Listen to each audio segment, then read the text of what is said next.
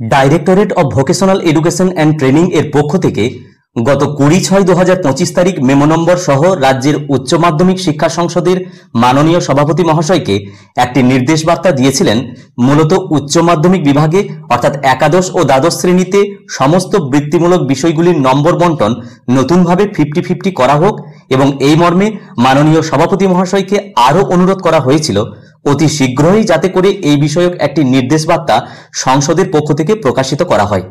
এই পরিপ্রেক্ষিতে এবার ডিভিইটির এই নির্দেশ অনুসারে 21/6/2025 তারিখ মেমো নম্বর সহ উচ্চ মাধ্যমিক শিক্ষা সংসদ থেকে এই বিজ্ঞপ্তি প্রকাশিত করা হলো। তো এখানে ডিটেলস কি বলছে আমরা শুনে নেব।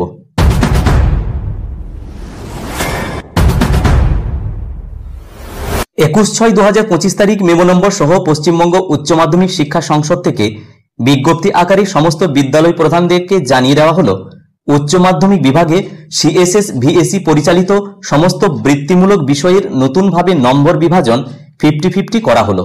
অর্থাৎ একাদশ শ্রেণীর সেমিস্টার 1 এবং সেমিস্টার 2 এবং দ্বাদশ শ্রেণীর সেমিস্টার 3 এবং সেমিস্টার 4 এর ক্ষেত্রে প্রত্যেকটি বৃত্তিমূলক বিষয়গুলোর নম্বর ডিস্ট্রিবিউশন এরকম হলো 50 নম্বর থিওরি পেপার এবং 50 নম্বর প্র্যাকটিক্যাল পেপার।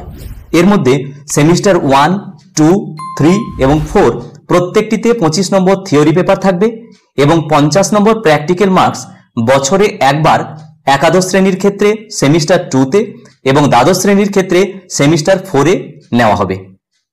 এবং অত্যন্ত আনন্দ সহকারে আরও জানানো যাচ্ছে যে উচ্চ মাধ্যমিক শিক্ষা সংসদের পরীক্ষা নিয়ম 2024 অনুসারে 9 রুল অর্থাৎ এক্সাম রেগুলেশন 9 এবার 2025-26 শিক্ষাবর্ষ থেকে ভোকেশনাল সাবজেক্টের প্রত্যেকটি বিষয়ের ক্ষেত্রে প্রযোজ্য হবে।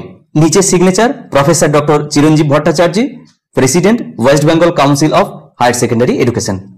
যাই হোক, সিএসএস ভিএসি পরিচালিত ভোকেশনাল সাবজেক্টের নম্বর ডিস্ট্রিবিউশন নিয়ে 21/6/2025 তারিখের মেমো নম্বর সহ এই বিজ্ঞপ্তির সম্পূর্ণ বাংলায় ব্যাখ্যা এই ভিডিওর মাধ্যমে তুলে ধরার চেষ্টা করলাম। ভিডিওটি প্রত্যেককে দেখার জন্য ধন্যবাদ। প্রত্যেকে ভালো থাকুন, সুস্থ থাকুন।